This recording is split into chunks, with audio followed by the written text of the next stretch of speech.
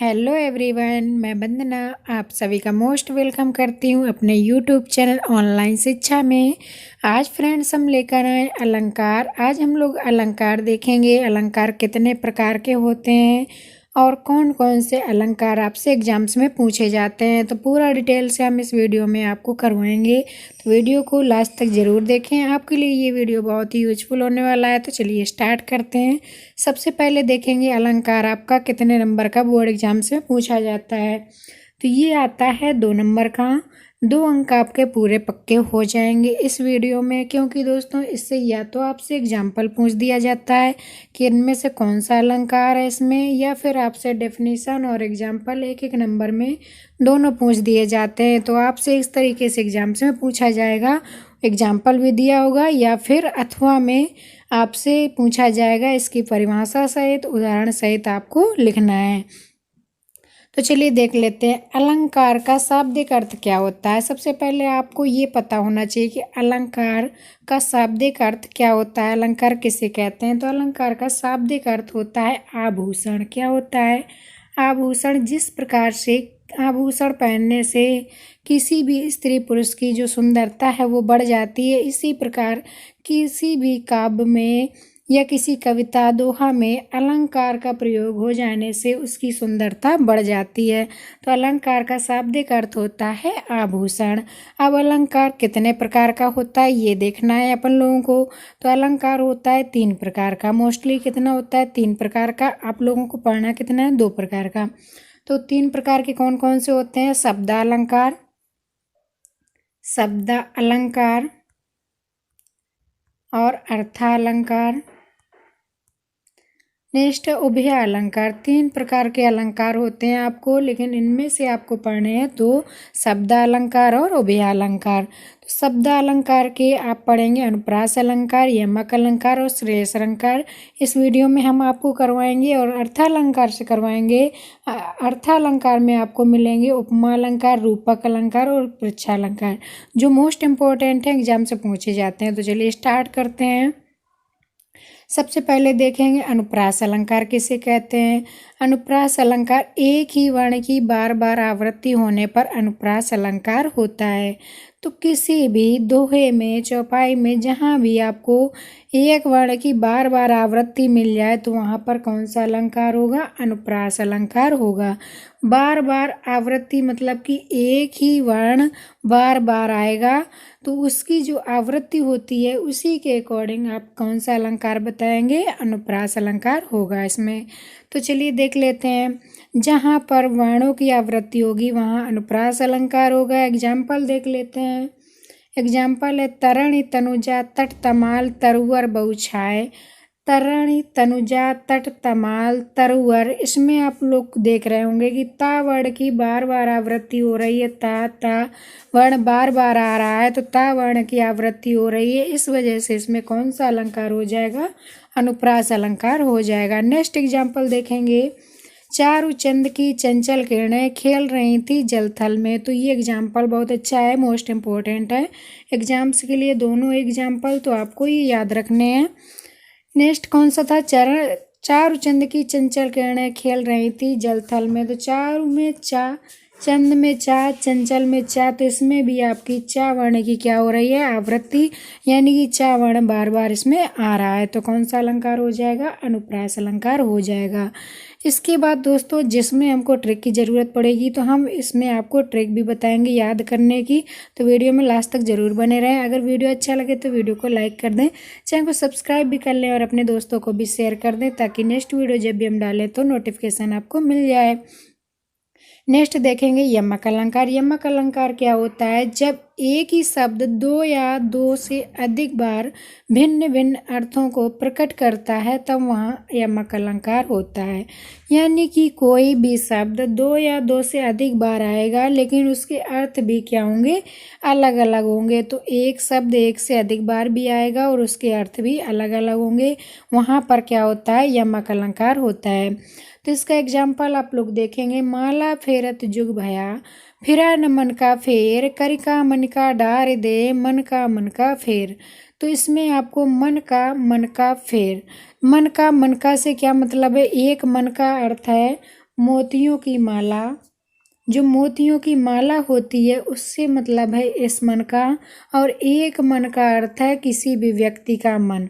तो व्यक्ति का मन और मोतियों की माला, यानी कि मन का एक ही वर्ण है, रिपीटेड हो रहा है, आवृत्ति हो रही है शब्दों की, लेकिन इसमें अर्थ क्या है, अलग अलग हैं दोनों के। तो जहाँ पर शब्द एक से अधिक बार आए और उसके अर्थ भी अलग अलग हों तो वहाँ पर यमक अलंकार होता है। इसके बाद नेक्स्ट एग्जाम्पल इसका एक और है, कनक कनकते सौगुनी माँ दगता अधिकाय। तो ये भी आपसे एग्जाम से पूछा जाता है, एग्जाम्पल मोस्ट इम्पोर्टेंट। कनक कनक दो बार आ रहा है, कनक कनक, तो एक कनक का अर्थ होता है धतूरा और एक कनक का अर्थ होता है सोना।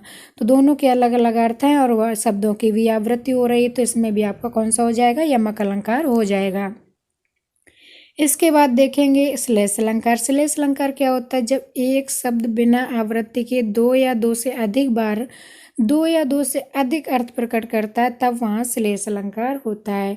एक शब्द होगा उसके दो से अधिक अर्थ प्रकट करेगा, तो एक शब्द बिना आवृत्ति के, यानी कि वो शब्द एक है उसकी आवृत्ति नहीं हो रही है, आपको कहीं भी वो शब्द नहीं मिलेगा, लेकिन एक शब्द की जो अर्थ होंगे वो अनेक अलग अलग अर्थ प्रकट करता है।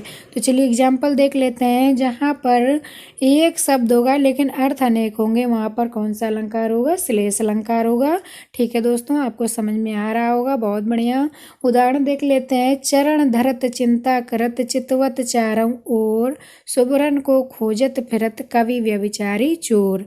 तो चरण धरत चिंता करत चितवत चारों ओर, सुबरन को खोजत फिरत। तो यहाँ पर जो सुबरन है इसके दो अर्थ हैं, एक सुबरन का अर्थ होता है सोना, एक सुबरन का अर्थ हो जाएगा सोना, और सुबरन का दूसरा अर्थ हो जाएगा किसी भी कवि के शब्द, यानी कि अच्छे अच्छे जो शब्द होते हैं, अच्छे शब्द। तो सुबरन के दो अर्थ होते हैं, अच्छे शब्द और सोना। तो जो सोना है उसको कौन ढूंढ रहा है, चोर, और जो अच्छे शब्द है उनको कौन ढूंढ रहा है, कवि ढूंढ रहा है। तो सुबरन के दो अर्थ निकल रहे हैं, एक शब्द अर्थ अनेक हों तो वहाँ पर कौन सा अलंकार हो जाता है, श्लेष अलंकार हो जाता है। बहुत बढ़िया, चलिए नेक्स्ट देख लेते हैं, उपमा अलंकार। तो शब्द अलंकार के आपने तीन पार्ट देखा, अनुप्रास अलंकार जहाँ वर्णों की आवृत्ति होती है, यमक अलंकार जहाँ शब्दों की आवृत्ति होती है, श्लेष अलंकार जहाँ एक शब्द के अनेक अर्थ होते हैं। अब नेक्स्ट देखेंगे अर्थालंकार के पार्ट। अर्थालंकार में आपको सबसे पहले देखना है उपमा अलंकार। उपमा अलंकार देखने से पहले आपको इसमें 2 पॉइंट जरूर देख लेना है। इसमें से आपको जो अर्थालंकार के पार्ट मिलेंगे उसमें 2 वर्ण मिलेंगे, उपमेय और उपमान। तो उपमेय क्या होता है, उपमान क्या होता है, ये आपको ज़रूर याद कर लेना है कि उपमेय और उपमान क्या होता है, ये आपको पता होना चाहिए। तो उपमेय क्या होता है, उपमान क्या होता है, ये आपको तीनों अलंकार में मिलेगा। तो उपमेय होता है जिसकी तुलना की जाए, जिसकी तुलना की जाए वो क्या होता है, उपमेय होता है। और जिससे तुलना की जाए, जिससे तुलना की जाए वो क्या होता है, उपमान होता है। तो आपको दोनों वर्ड याद रखने हैं, उपमेय जिसकी तुलना की जाए, उपमान जिससे तुलना की जाए। ठीक, अब देख लेते हैं उपमा अलंकार। उपमा अलंकार क्या होता है, समान धर्म के आधार पर जहाँ एक वस्तु की समानता या तुलना किसी दूसरे वस्तु से की जाती है वहाँ उपमा अलंकार होता है। यानी समान धर्म क्या होता है, जिस गुण धर्म के अकॉर्डिंग आप तुलना कर रहे हैं किसी भी वस्तु की, तो वो समान धर्म के आधार पर जहाँ एक वस्तु की तुलना दूसरे वस्तु से की जाती है वहाँ पर उपमा अलंकार होता है। एक वस्तु की तुलना जब दूसरी वस्तु से करेंगे तो वहाँ कौन सा अलंकार हो जाएगा, उपमा अलंकार। उपमा का अर्थ होता है सादृश्य यानी समान, समानता यानी कि एक दूसरे के समान, तुलना मतलब कि दोनों में कंपैरिजन करना। इसकी एक शानदार ट्रिक है, ट्रिक से आपको याद रखना है। अगर आपको एग्जाम्पल मिल जाए उपमा अलंकार का, पूछा जाए कि इसमें कौन सा अलंकार है, तो आपको ये वर्ड याद रखना है, सम, समान, सरिस, सी, जैसा। ये आपको वर्ड याद रखना है। जहाँ भी आपको ये चारों वर्ड मिल जाए वहाँ पर आपका कौन सा अलंकार हो जाएगा, उपमा अलंकार हो जाएगा। सम, समान, सरिस, सी, जैसा। तो आपको आंख बंद करके उपमा अलंकार लगा देना है। उदाहरण देखेंगे एग्जाम्पल इसका, पीपर पात सरिस मन डोला। तो पीपर पात सरिस मन डोला, आपको कौन सा वर्ड मिल गया इसमें, सरिस मन डोला। तो सरिस आपका जो वर्ण है ये किस में आता है, उपमा अलंकार में आता है।